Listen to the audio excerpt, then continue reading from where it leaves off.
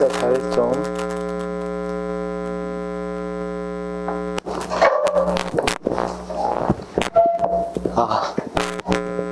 책을 만들어서 해주겠다는 2번 약속을 했는데 한 번은 지키고 한 번은 안 지켰어요. 한 번 안 지켰더니 선생님들이 다 깨져버리더라고. 안 지켰는데 진짜 자신 있는 돈 놓고 그러면 자신을 무료로 신청해. 떨어지면 2배. 어때? 공정하지 않아? 3배? 자, 나 같으면 운전면허 시험을 보겠어. 합격. 운전면허 시험을 무시하는 거 아닙니다. 어떤 시험이라고 안 했잖아. 그러니까 운전면허 시험으로 보면 되지.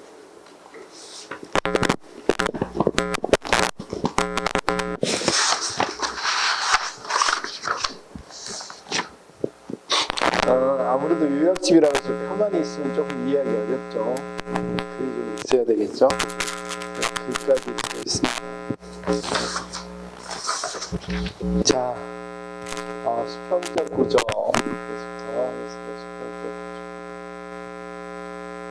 색을 좋아하는데.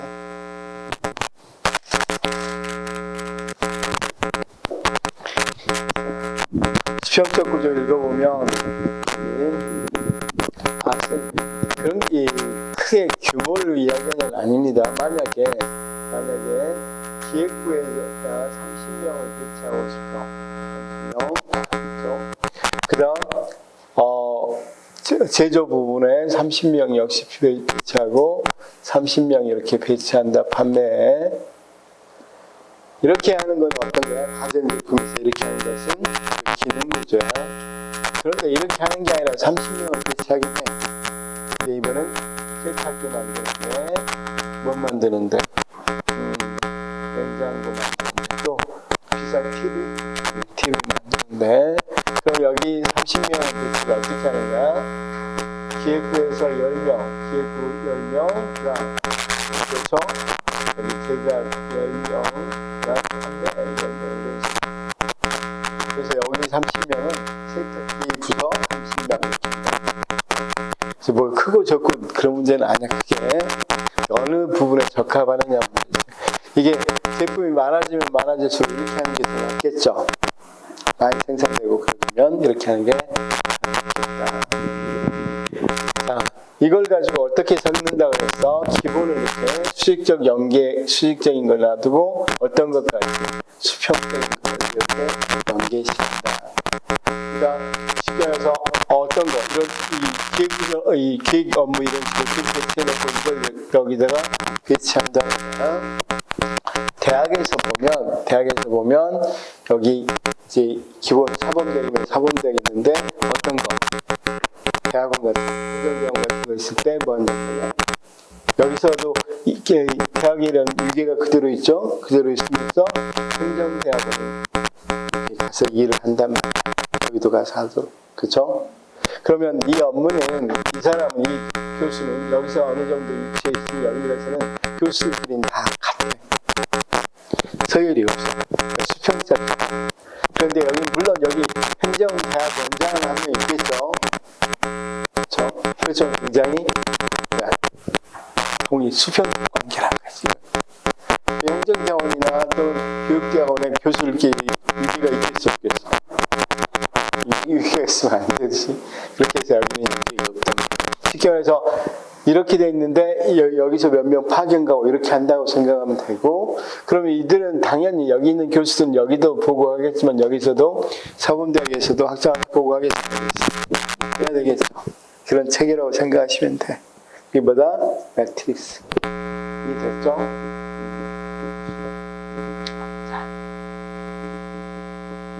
이번에는 무슨 구조를 이야기하려고 그래? 수평구조. 수평구조 한번 읽어보겠습니다. 프로세스 구조라고 하는데 의의 및 특징 보니까 최근 등장한 조직화 방법은 핵심 프로세스를 중심으로 조직화하는 수평적 구조이다. 조직들은 리엔지니어링을 통한 수평적 구조로 변화를 시도하고 있다. 이럴 때 리엔지니어링 혹은 비즈니스 프로세스 리엔지니어링은 수익적인 구조를 수평적인 작업 흐름과 프로세스에 따라서 조직을 근본적으로 재구조한 것을 말한다. 여기서 프로세스란 고객을 위한 가치 창출을 위해 투입물을 산출물로 변환시키는 과정에서 공동으로 작업하는 과정이나 활동으로 조제가 된 집단을 말한다. 주문 처리, 신제품 개발, 고객 서비스 등이 모두 프로세스의 일이다. 리엔지니어링은 일이 어떻게 진행되는가에 대한 관리자들의 사고방식을 변화시킨다. 좁은 범위에서 명확하게 구분된 기능 부서에 초점을 두기보다는 고객의 기여, 고객이 중심입니다. 고객 기여는 조직이나 팀 간의 수평적으로 일어나는 핵심 프로세스를 강조하고 있다. 프로세스의 좋은 예는 뭐라고 그랬습니까? 손해보험회사 예를 들고 있는 거죠. 과거에는 고객이 접수자에게 사고를 신고하면 담당자는 고객 서비스 담당자에게 정보를 넘겨주고 고객 서비스 담당자는 이것을 다시 고객 불만 관리자에게 넘겨줬다. 고객 불만 관리자는 동일적 있는 다른 고객들의 접수사항을 모두 모아 두었다가 차량 피해를 조사하는 손해사장님들에게 정보를 넘겨줬다. 그러나 최근에는 손해사장님들이 팀으로 조직화되어 시작에서부터 끝까지 전체 불만 처리 과정을 다룬다. 일단 손해사장이 고객으로부터 전화를 받으면 전화로 해결될 수 있는 일은 즉시 처리하고 현장 조사 필요한 경우는 현장에 나가 있는 손해사장과 연락을 통해 즉각적으로 약속 시간을 잡는다. 이와 같은 방식으로 전화 접수부터 현장 조사까지 과거에는 7일에서 10일이 소요된 것을 현재는 몇 시간 내에 해결하고 있다. 대강 느낌이 예를 들어 이야기해보니까 알겠죠? 최근에 원스톱 서비스라고 그러나? 그쵸? 그런 것들을 하는 것을 옛날에는 어떻게 한다? 불만을 접수하면 접수한 부서 따로 이걸 또 뭐했어? 거기 있는 거 불만을 접수하고 그다음 이걸 다시 사고를 신고하면 일단 고객 서비스 담당자에게 정보를 넘겨주고 고객 서비스 담당자는 이것을 다시 고객 불만 관리자에게 넘겨주고 고객 불만 관리자는 동일적 있는 다른 고객들의 접수사항을 모두 모아뒀다가 차량 피해를 조사하는 손해사장에게 넘겨두고 이런 식으로 했단 말이에요. 그러니까 프로세스가 굉장히 복잡하지. 그치? 그런 게 아니라 그냥 이 팀이 결국 이제 이런 것들은 손해사장님이 사고를 조사해서 얼마나 손해가 났는지 이런 것들을 보상이나 대물 보상, 개인 보상을 결정하죠. 그렇죠? 그래서 옛날에는 어떻게 이런 여러 가지 프로세스를 거쳐서 손해사장님에게 오는 거죠. 그래서 이 사람이 처리를 했단 말이야. 그런 게 아니라 이제는 아예 어디로 손해사장으로 바로 그런 거지. 그래서 이 사람들이 팀을 구성해서 이런 거 없이 바로 현장에서 트럭을 움직이는 거죠. 그래서 우리 행정에도 옛날에는 이렇게 쭉 들어왔다면 요즘 원스톱 서비스라고 해서 민원을 맡은 민원을 한 사람이 처음부터 끝까지 다 처리해 주죠. 이런 것들이 프로세스 접근이야. 여기는 수평구조야. 다시 한번 옛날에는 어떻게 이 프로세스가 굉장히 많았다면 최종적인 프로세스가 뭘로 앞에 나와 있다면 담당 현장에서 끝까지 담당. 지금 다시 한번 우리가 이걸 이렇게 할 때 여기는 기능이었으면 여기는 사업이었어. 우리가 트리스는 두개가 흥분하니까 여기는 이제 뭘 중심으로 고객을 중심으로 놓은 겁니다. 그렇죠? 고객을 중심으로 놓고 팀제 형태로 이 고객 문제를 해결할 수 있는 팀을 형성해. 아까 사고 문제는 누가 해결할 수 있어? 궁극적으로 사고를 자, 우리가 그러면 이런 거야. 지금 우리 삼성이나 LG 고장 났을 때 어떻게? 그렇지, 서비스 센터에 전화하고 서비스 센터에서 우리가 원래는 이것도 약간 옛날식이 적용됐긴 해. 어떻게 돼 있어? 접수하고 접수해서 언제 간다고 이야기하잖아. 이제 방문하겠다고 하잖아요. 봐봐요. 네. 그런다가 나는 고장내고 문제 없어도 그래. 잘 고장내니까. 그래서 그런데 지금은 이제 직접 내가 서비스 할 사람이 직접 받는다. 팀을 형성했다. 그 팀을 형성을 되게 하다가 직접 받으면 굳이 여기 접수하고 뭐 할 필요 없겠죠. 그리고 요즘 그런 거 많이 있잖아요. 바로 이 사람하고 연결시켜 버리죠. 옛날에 몇 단계가 있었는데 그 단계 다 승리하고 접수 딱 받으면 그 사람하고 연결시켜서 문제 어떻게 갈 건지 정할 수 있죠. 그렇게 해준단 말이에요. 무슨 말인지 알겠죠? 그럼 훨씬 더 옛날에 많이 기다렸잖아. 지금 바로바로 뭐할 수 있겠어. 그 사람이 만약에 사장이 허락한다면 비어있는 시간 때문에 바로 할 수도 있겠죠. 연락해서 그런 방식을 뭐라고 한다? 프로세스. 그러니까 무슨 중심으로 한다? 고객의 문제 해결 중심. 고객의 중심이고 고객의 문제 해결 중심이고 그걸 위해서 뭘 형성했다? 팀을 형성했다. 그렇죠? 그래서 거기 보니까 자 경영이 있고 팀별로 돼 있죠. 그래서 프로세스 의자 팀1, 팀2 이렇게 돼 있단 말이야. 그래서 거기 그림 옆에 뭐라고 돼 있냐면 사업 수평 구조의 특징에서 핵심 업무 이 과정 중심, 아까 문제 해결 중심이라고 그랬죠. 중심의 팀 조직이다 이렇게 돼 있죠. 그래서 의사결정 단계가 축소되고 수평적 조직 구조고 대폭적 권한이 위임돼 있고 그다음 구성원의 다 기능화, 구성원이 여러 가지 기능을 다 그러니까 이 사람이 체계를 해결하니까 우리 뭐 같은데 기획, 설계, 제작, 수익, 이런 것들 한꺼번에 다 맞는다. 쉽게 해서 이 사람이 손해배상인 접수를 해버렸죠. 원래는 접수하는 거 따로 있었죠. 그렇죠? 그다음 불만 처리 같은 것도 자기가 한단 말이야. 그다음 자기가 손해 같은 것도 계산해버린다. 접수 기능도, 또 불만 처리 기능도, 또 자기가 손해 사정 기능도 한단 말이야. 그런 걸로 계획도록 하는 것보다 팀제의 특징이다. 그다음 성과 중심. 당연히 성과 중심은 그런 시기에서 이 고객 중심은 어느 사업 중심하고 조금 더 가깝죠. 생각해보면 여기는 고객 중심, 고객을 중심으로 하기 때문에 그러니까 여기는 어떤 걸로 프로세스 이 문제를 해결하는 중심, 과정 중심. 아까 사업 구조는 산출 중심이겠죠. 산출해 놓은 것 중심으로 하는 여기는 과정 중심이다. 이렇게 해서 하면 뭐라 그래? 프로세스. 여기 과정, 수평적 구조. 자, 이해는 조금 돼? 완전히는 잘 안 되죠. 그래도 자 무슨 말인지는 알겠죠. 다시 한 번만. 자 이쪽은 매트리스는 혼합된 거니까 빼버리면 이렇게 빼버리면 이렇게 나오는 거죠. 여기는 무슨 중심으로 보였다고? 기능. 그렇죠? 여기는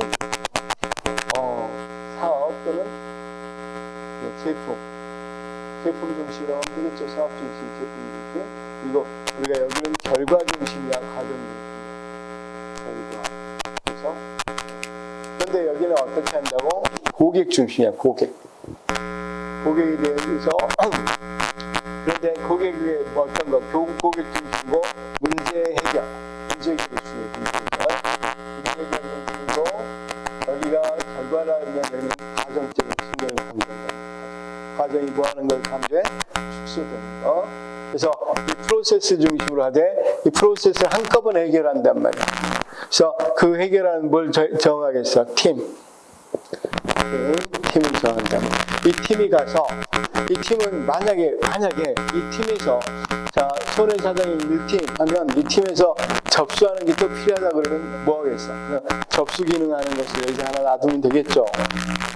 자 손해사정이 1팀에는 손해사정인 2명과 그래서 팀이래는 거기 접수한 사람 1명 또는 우리가 이런 손해사정에 대해서 광고해주고 이런 걸 할 필요가 있다. 그렇죠?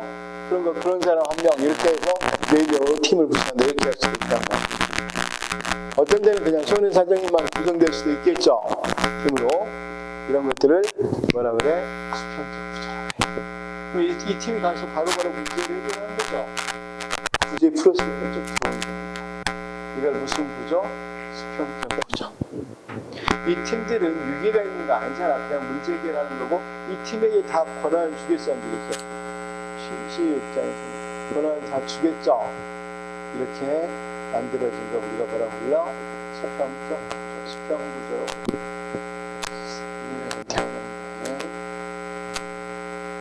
자, 우리 처음 들으시죠, 쌤? 이해됐어요? 처음 들으신 분 이해했으면 선생님들 다 이해했죠? 자, 일단 이 쌤을 늦게 들었어요. 늦게 들었으니까 조금 한번 더 읽어보시고 이런 걸 일단 수평적 구조를 한다. 이 정도는 알았어. 다행히도 시험이 많이 안 나와. 수평 구조는 고맙죠?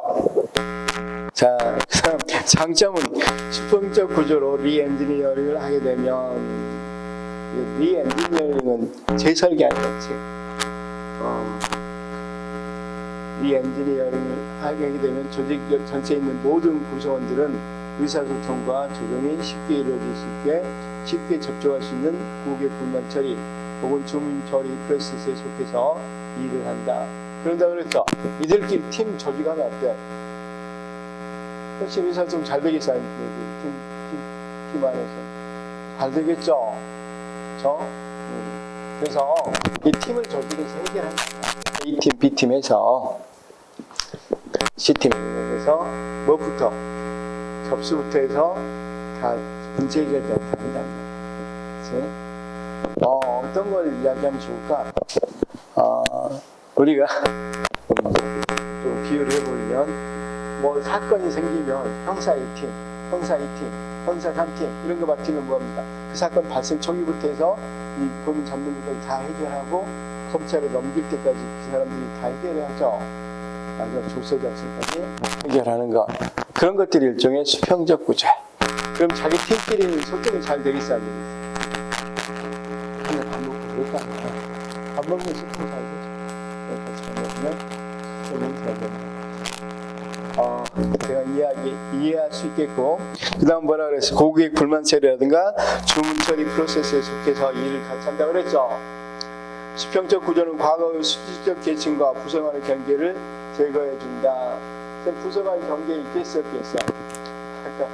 자, 접수부, 무슨 부, 조사부 이런 게 있는데 소래서는 같이 팀을 형성해서 하니까 이 경계가 있어, 없어? 없잖아. 팀 일이잖아, 팀이. 이런 부서가 많이 처리되는 게 그 옛날에 회계사, 세부 회계사 연속국 있었는데 회계사 아마 회계사가 주인공으로 나왔어요. 그렇죠. 저기 나온 것도 안 봤는데 김수현 나온 것도 안 봤는데 그렇죠? 김수현 요즘 잘 나가는 여자들 누구지? 김지호. 그 나온 드라마 안 봤잖아. 더블유 말고 또 변호사 한 명 있다. 남자도 인기 있고 여자도 인기 있는 게 있잖아. 이게 영화학과요. 워낙에 공부만 하니까 드라마를 안 보니까. 그 드라마 보면 팀 1, 팀 2가 있어요. 그래서 각각 팀들이 한 두세 개 나눠졌고 그 팀들이 한 기업을 맡아서 그 기업의 회계부 처음부터 그 세무 장부 정리하는 것부터 또는 세무 검사 받는 것까지 다 처리해 줍니다. 이런 구조로 돼 있을 때 우리가 뭐라 그래? 수평 구조로 돼 있다. 그럼 이들 간에 경계가 있겠어 없겠어? 다 그들은 하나의 팀으로 모아서 접수부터 또는 여기 잘하는 장부적인 잘하는 사람들이 이 팀에 들어가 있다. 이해됐을 걸로 보고 수평적 구조의 가장 강력한 강점은 조정을 통해 기업의 유연성을 극단적으로 높일 수 있으며 고객의 변화 욕구에 신속하게 대응할 수 있다. 이런 팀들을 만들면 고객의 변화 욕구에 신속하게 대응할 수 있겠죠. 수평적 구조는 모든 사람의 관심이 고객에게 집중되도록 요구하고 있다. 그러니까 고객 중심이야, 고객. 이 사람들 생각은 고객 문제 해결이잖아. 그렇죠? 고객 문제 해결. 또한 기능부서 간의 경계가 없기 때문에 종업원들은 특정 부서 목표에 집중하기보다는 폭넓은 관점에서 조직의 전체 목표를 추구하도록 해준다. 수평적 구조는 팀워크와 협력을 당연하겠죠.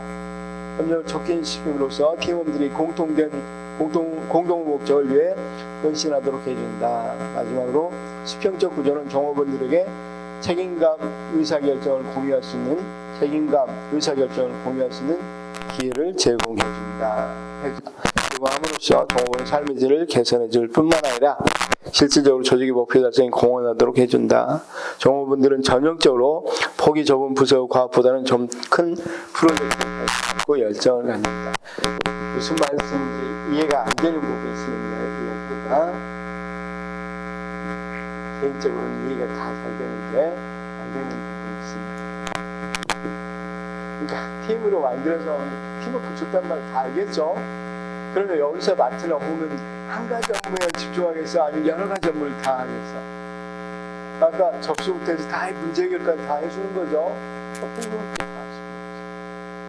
그 이야기를 지금 하고 있는 거죠. 자, 그런데 약점은 뭐래요? 프로세스가 고객 가치를 창출하는데 핵심적인 프로세스를 명확하게 정의하지 못할 경우 조직 성과에 도움이 되기보다는 오히려 해가 될 수도 있다는 점이다. 자, 거기 고객의 가치를 창출하는데 핵심적인 프로세스를 명확하게 정의하지 못하면 이건 그러겠죠. 그래서 어떤 걸 해야 된다는 건 명확하게 돼 있지 않으면 고객이 그러니까 필요를 제대로 이해 못하면 어떻게 되겠어요? 문제가 될 수 있겠죠. 그렇죠? 그 다음 읽어보면 이렇습니다. 단순히 조직 구조로 뭡니까? 조직화될 수 있는 프로세스를 중심으로 핵심 프로세스를 정의한다는 것은 어려운 일이다. 뿐만 아니라 수평적 구조로 전환하는 것은 조직 문화, 직무 설계, 경영 철학, 정보 시스템, 보상 시스템 등의 실질적인 변화가 요구되기 때문에 복잡하고 시간이 많이 소요된다. 어쨌든 팀을 하나 만들면 쌤 이 사람 얼마 줘야 돼? 접수하는 사람 어떻게 이런 것들은 다 달라질 수밖에 없겠죠. 그리고 전통적인 문화에서 팀제로 바꾸면 새로운 문화일 수밖에 없게 문화 형태로 조직할 수밖에 없단 말이야. 그런 것들이 시간이 많이 소요되겠죠. 시스템 구조로 가면. 전통적인 관리자는 과거 강력한 권력과 권한을 행사하기보다는 팀을 지원하고 조정해주는 역할을 수행하게 되므로 좌절과 실망을 느낄 수도 있다. 그래서 지금 빠진 거지. 여기는 팀한테 다 권한을 부여해줘야 돼. 자기가 지시하거나 그럴 수가 없죠. 자, 종업원들이 이와 같은 팀 환경에서 효과적 인류를 수행하기 위해서는 상당 기간 동안의 훈련이 필요하다. 마지막으로 수평적 구조는 기능을 횡단하는 특징으로 인해 종업원의 기술적 전문성에 대한 평가가 이루어지지 않을 경우 깊이 있는 전문 지식과 조사를 개발시키는 데 한계가 있다. 그렇죠? 그런데 한계를 보면 거의 뭐뭐 하는 경우 이렇게 돼 있죠. 그러니까 이건 뭐 어떤 한계가 있다 이렇게 말하기보다는 뭐뭐 하는 경우 한계가 있다 이런 식으로 나오겠죠. 그러니까 뭐 할 때 장점이긴 하지만 이게 조금 심화되면 문제가 있다 이런 식이죠. 그래서 일단 자 이건 한계할 때는 이렇게 생각하는 거예요. 이 팀들은 여기서 이런 구조에서 이렇게 바꾸기 쉽겠어요. 자 여기까지 옛날에 있었다고 그랬죠. 근데 여기는 이쪽에 섞으니까 좋죠. 여기는 여기 옛날에 있었던 방식이 아니죠. 새로운 방식이죠. 그러니까 굉장히 뭐 할 수 있어? 시간과 비용이 많이 들겠죠. 바꾸는데.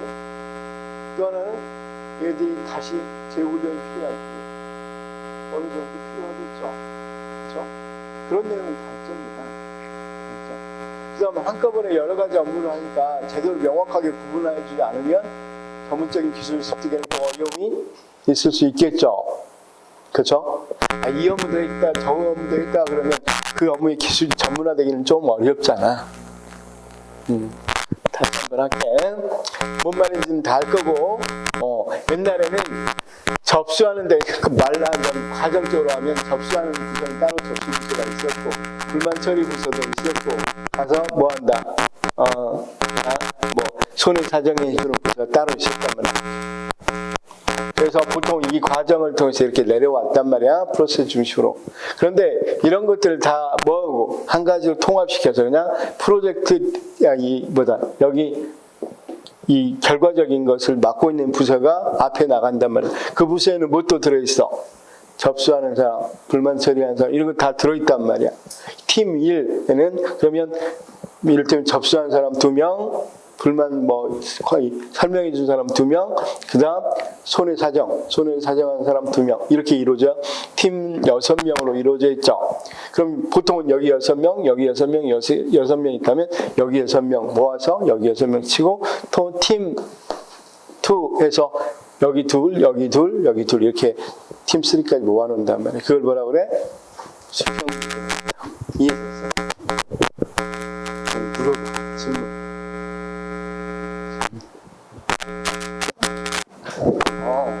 지금 이해는 됐어? 옛날에 그래서 지금도 법무법인 같은 큰 법인은 어떻게 돼 있어? 우리 지금 가본 적이 없을 거 그렇죠?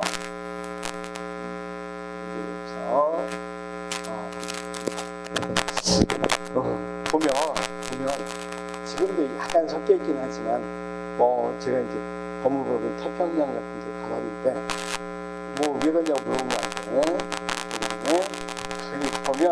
여기 보면 접수 앞에 안내한 팀이 따로 있어요. 앞에 앉아서 거기는 함부로 들어갈 수도 없었고 밖에서 전화를 해서 신분을 밝혀야만 들어간단 말이야. 거기 보면 1팀, 2팀 이런 식으로 그럼 1팀이 여기서부터 물론 안내만 하고 접수부터 내용부터 해서 해결책까지 다 이 한 팀이 한단 말이야. 이제 이렇게 되어 있는 것이 뭐라 그래? 수평구조. 이제 이해한다고 하면 너무 많이 설명하면 짜증나니까 수평구조. 여기까지 이해됐죠? 그 다음 장단점도 이해 안 되는 게 있어 없어? 없어.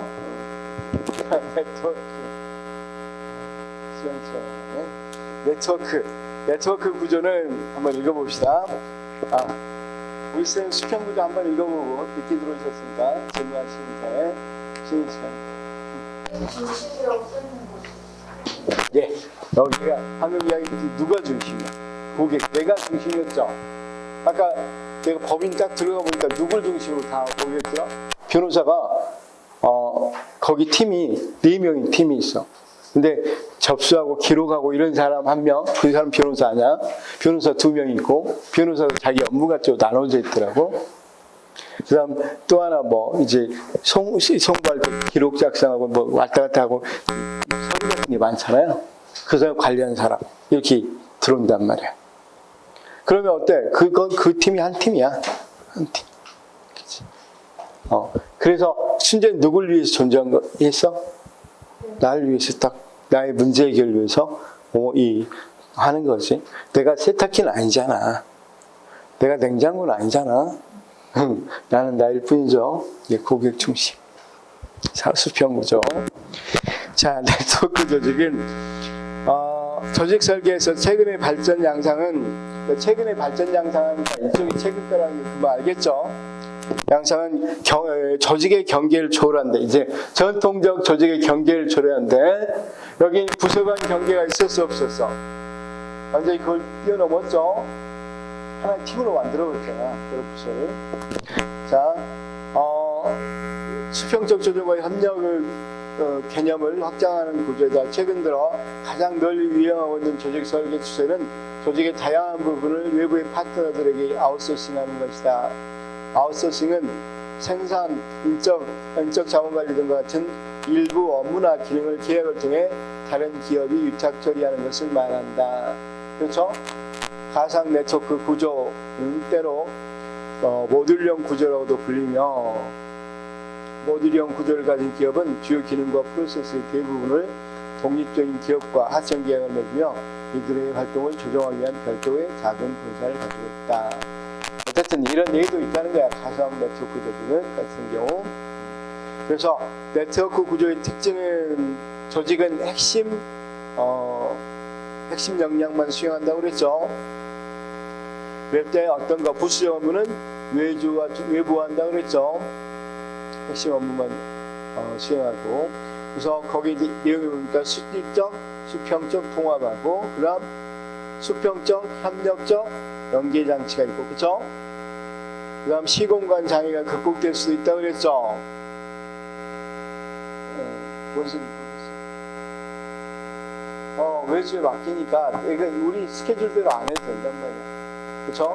또는 우리 쪽이 만약에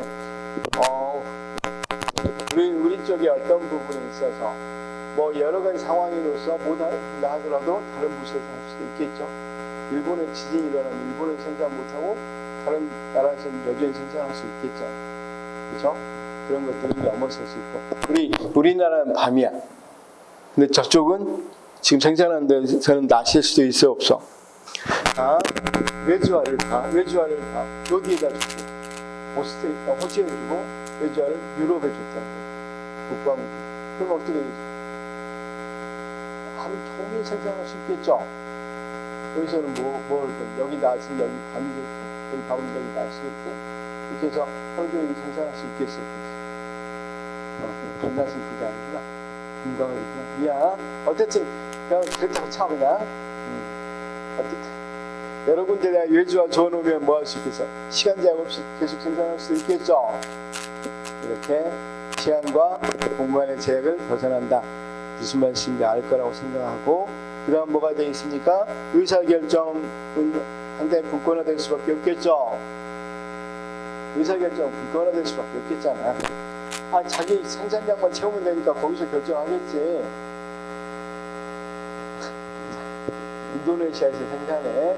인도네시아에서 생산하는데 인도네시아 쉬는 날이야. 자네들 쉬겠지. 여기서 본사에서 생산하세요 이렇게 할 수 없잖아. 거기서 알아서 그 양만 낮추면 된다. 그렇죠? 그러니까 분권화될 수밖에 없고, 그 다음 뭐라고 돼 있어? 그렇죠.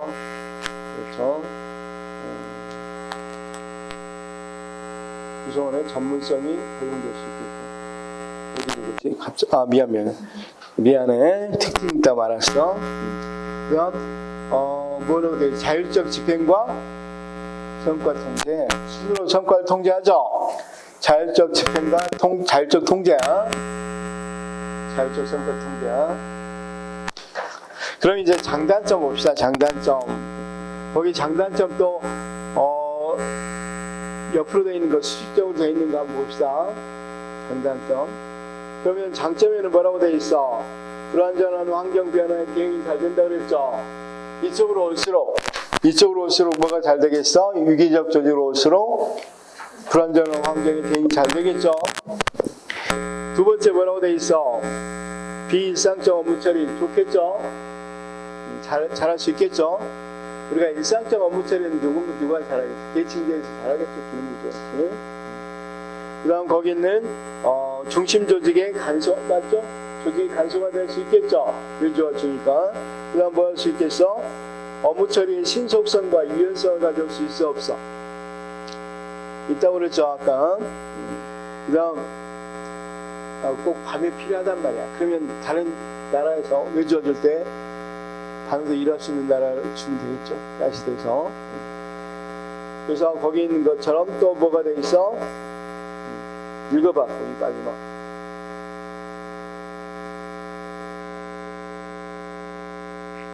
그러겠죠?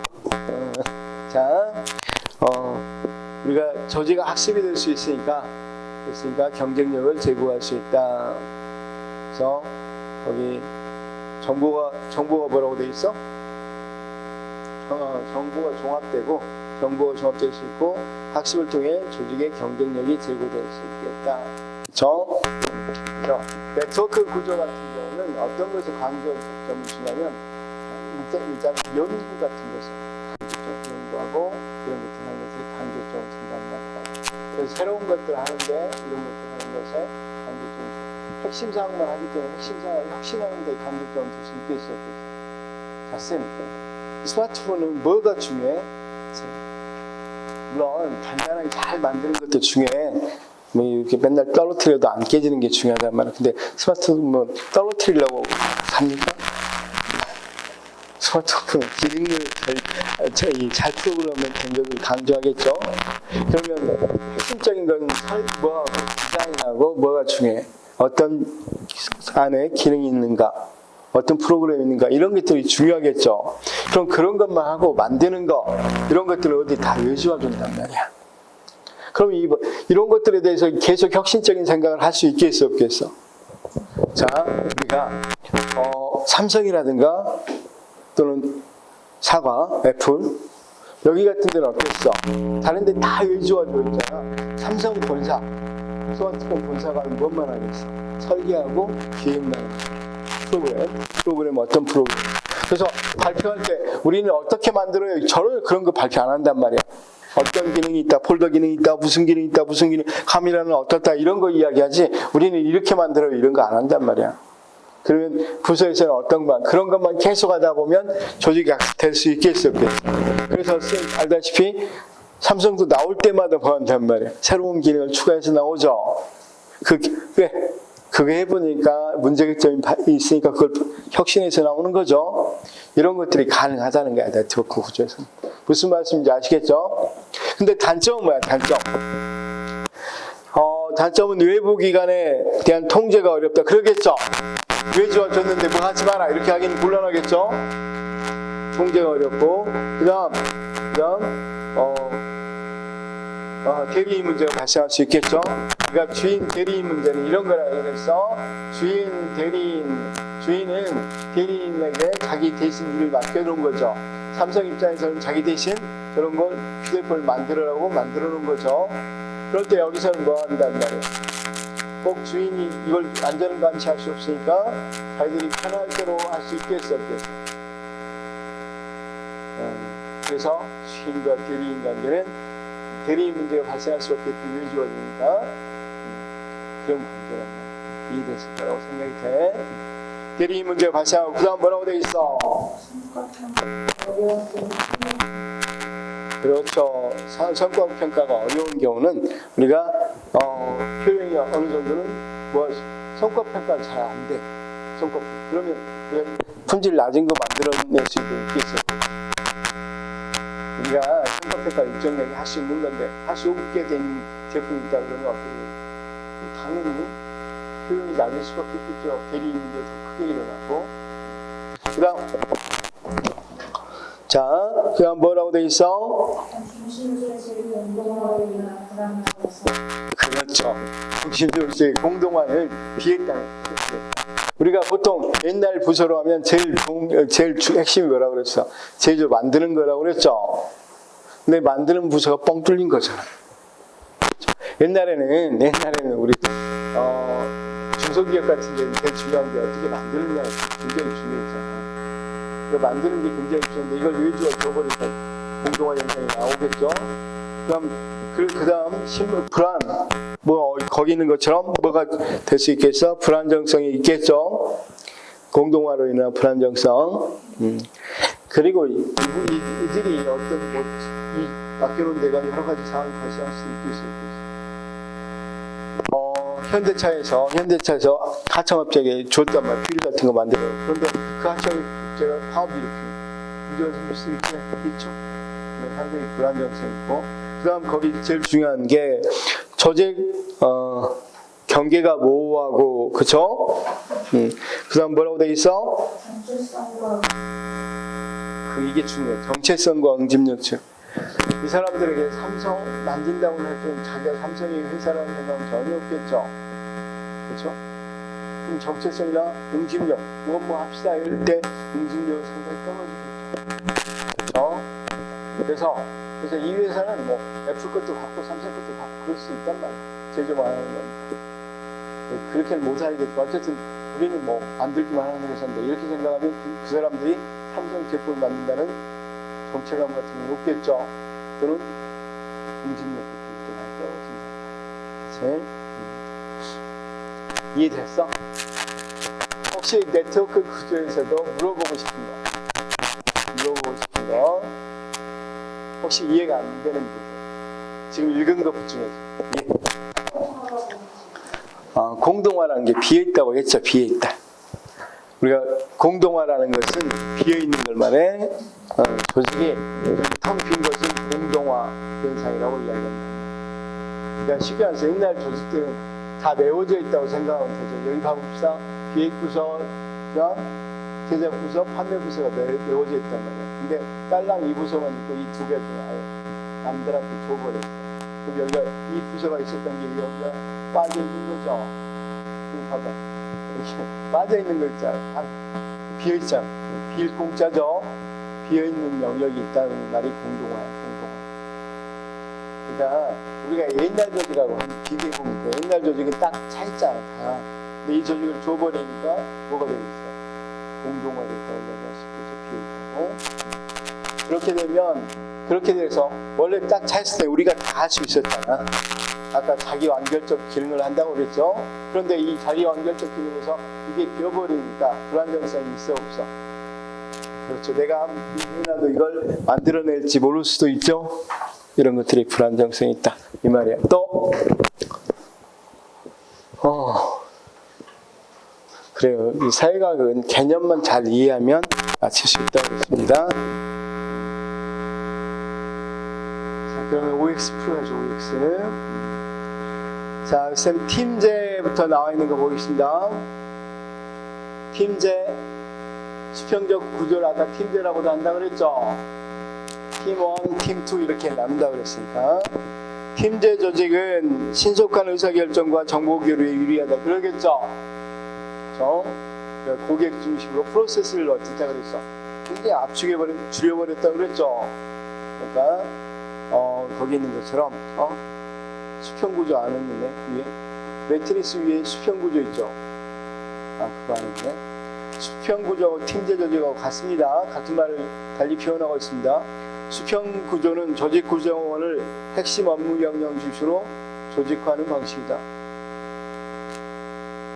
핵심 업무 과정 중심으로 조직화하는 방식이다. 그렇죠?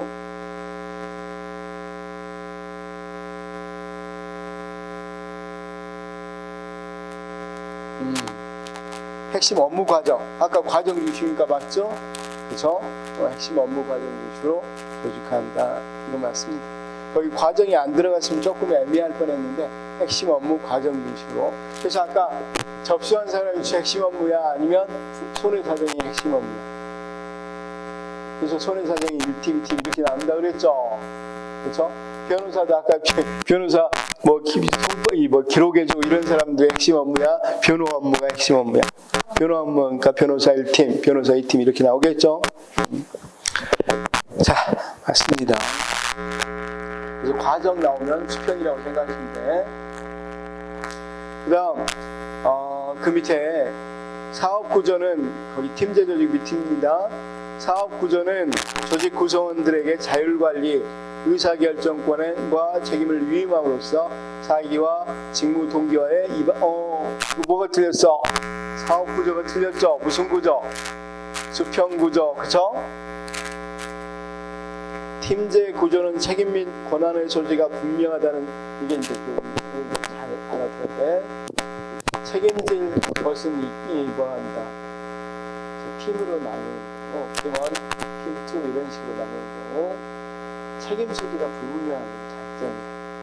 책임을 해볼 기회는 제공해주지만 기회 제공하는 거하고 책임 명확한 건 다르겠죠. 그래서 팀으로 하다 보니까 여기 아까 손해사정이 2명 있다고 그래봐.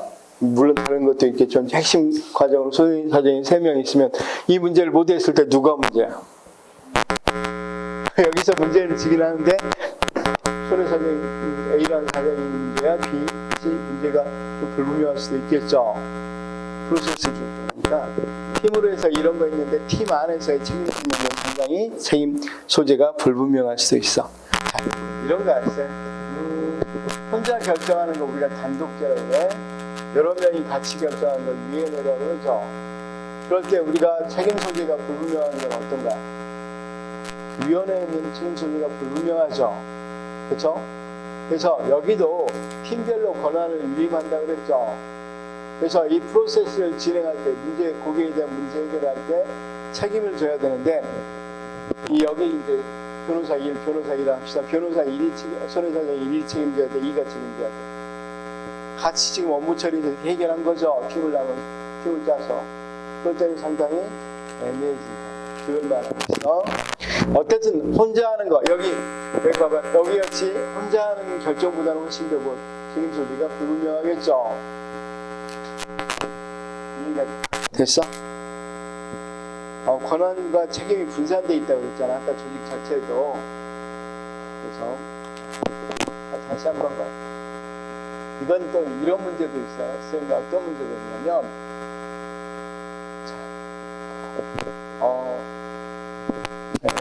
팀 1, 팀 2, 팀 3으로 나눴는데 그 회사가 어려워. 그 회사가 어렵단 말이야. 어떤 팀이 책임져? 다시 한번 사업구조 연습 한번 해볼게. 여기 회사가 있어. 이 회사가 뭘 만들어? 세탁기, 냉장고, TV 만들어. 그럼 이를테면 어떤 부분이 판매가 안 돼서 어려운지 알 수 있겠어요. 그림책이.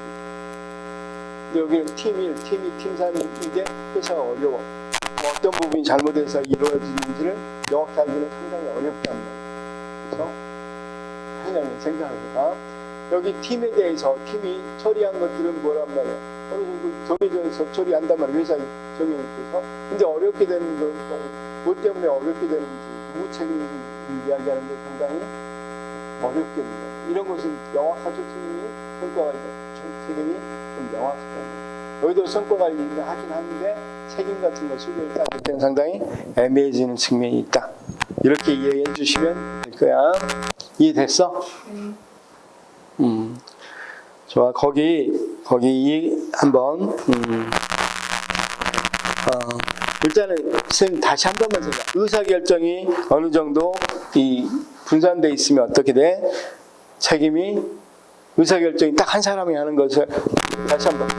아까 단독제는 한 사람이 의사결정하죠. 위원회제는 어땠다 그랬어? 여러 사람 정하죠. 그럴 때 우리가 여기 책임이 이 사람 지면 된단 말이야. 이렇게 다 같이 정하면 쉽잖아. 자, 넘어가겠습니다. 다시 모르겠으면 한번 더 생각해 보시고 질문하시기 바랍니다. 그 다음 또 어디 있어? 네트워크 구조는 조직 자체 기능은 핵심 역량 위주로 하고, 핵심 역량입니다. 핵심 과정이 아니라 핵심 역량입니다. 위주로 하고, 여타 기능은 외부 계약 관계를 통해서, 맞죠?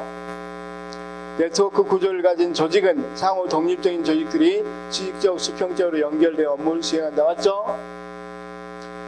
사업 구조는 특정 기능별로 최고의 품질과 최저 비용 자원들을 활용할 수 있으면서 매우 간소화된 조직 구조를 유지할 수 있다. 이건 사업 구조가 아니라 뭘 설명하고 있어? 네트워크 구조.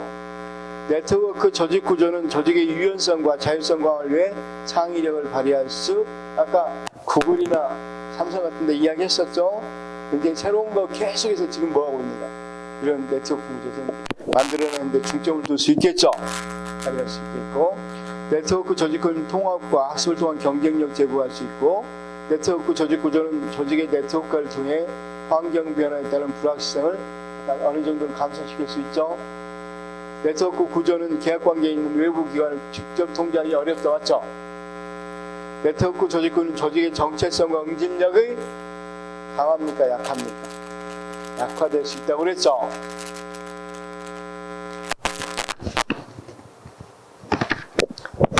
자, 그다음 문제. 정보화 시대의 팀제가 규모 경제를 구현한 방식이라면 매트리스 조직은 스피드 경제를 구현한 방식이다. 자, 여기 한번 보면 우리가 아까 스피드 경제를 구현한 건 뭐였어? 스피드. 팀제였죠. 그렇죠? 그다음 우리가 규모 경제를 구현한 건 뭐야? 만약 이것과 지금 매트리스와 이거하고 비교한다면 규모 경제를 구현한 것은 뭐야? 뭣도 안 해. 자, 사범대학 교수하고 교육대학원 교수하고 한 사람 그럼 두 가지 다 이용해 먹었죠. 그러니까 규모 경제는 뭐 누구에 속하겠습니까? 매트리스. 그다음 고객 구조는 아까 거듭말하죠. 스피드라고 했죠. 스피드. 아까 뭐라고 돼 있어? 7일에서 11일 걸린다. 그런데 몇 시간 만에 처리할 수 있다 이렇게 돼 있었잖아. 사고 났을 때. 그래서 요즘에 사고 났을 때 사고 처리도 이렇게 손해사정이 일선에 가서 처리해 버린다. 손해사정 1팀 이런 게.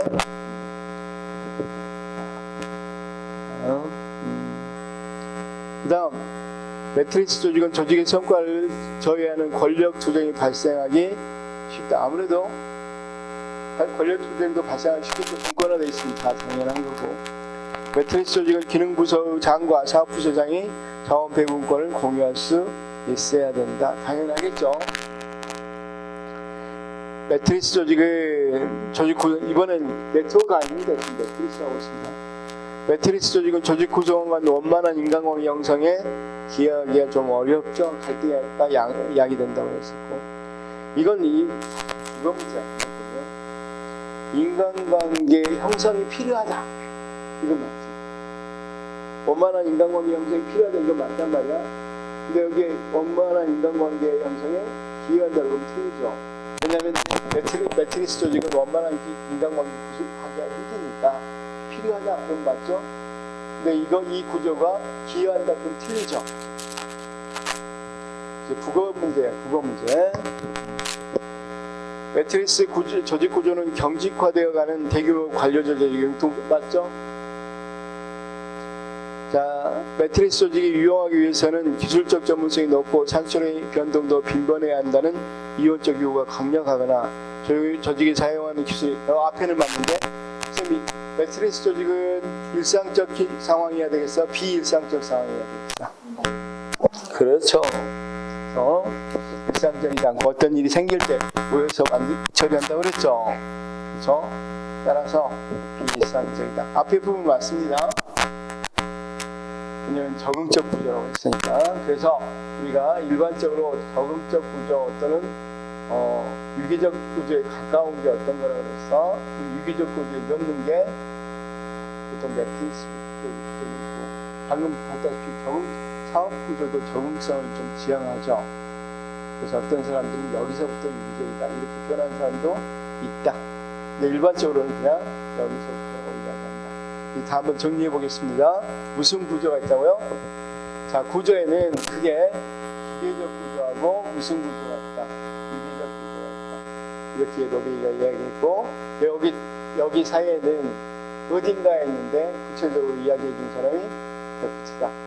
데프트는 그럼 부서화를 기계적으로 하니까 기능적으로 부서할 수도 있고 사업적으로 부서할 수 있고, 매트리스 이 두 가지를 섞은 매트리스 조직으로 할 수 있고, 그다음 어떤 걸로 수평 구조로 할 수도 있고 네트워크 조직으로 할 수도 있다. 이렇게 이해됐어.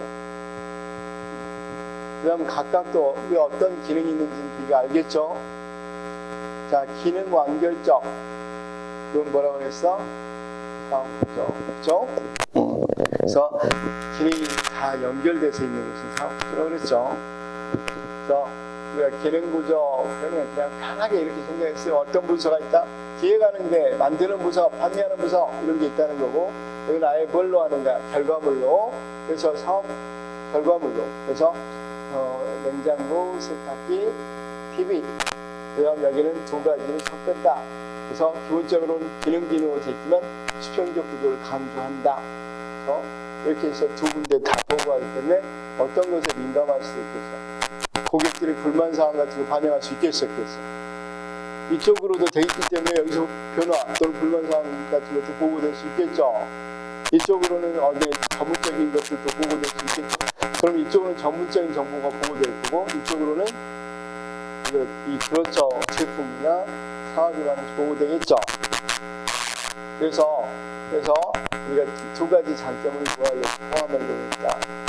그래서 이중 보고가 제대로 이루어져 있다. 이렇게 이야기했습니다. 그다음 수평구조나 프로세스를 과정을 압축시켰구나, 단축했구나. 그래서 스피드하게 문제를 처리하기 위해서. 그래서 오늘 우리 선생님이 이야기했다시피 고장나거나 그러면 어땠어? 굉장히 오랫동안 시간 걸렸는데 요즘은 바로바로 해결해 버린다고 그랬죠. 그래서 팀 미리 이 접수 부분만을 그래서 처리해버리면 되겠죠. 이런 것들이 수평적 구조, 네트워크 구조는 왜 주어지는 거다. 여기까지 이거 금방 알 수 있겠죠? 어려워? 눈치 보시지 마시고 어려우면 이해됐죠? 그러면 여기까지 봤어. 이제 조직 구조까지 봤어. 이제 조직 구조가 어떻게 형성됐는지 보려고 해. 지금 조직 구조에 여기 이제 조직 구조에 이 구조에서 어느 정도 유형을 갖고 있죠. 그렇죠? 구조의 유형, 이건 조직의 유형이고, 이게 따로 뗄까요? 그래서 헷갈리니까 구조의 유형을 본 거야. 그 다음 구조는 어떻게 생겼는지를 봐야 되겠죠? 그래서 기본 변수하고 상황 변수 같은 걸 보려고 한다면 어떻게 보려는지. 자, 좀 쉬었다 해야 되겠죠? 몇 분?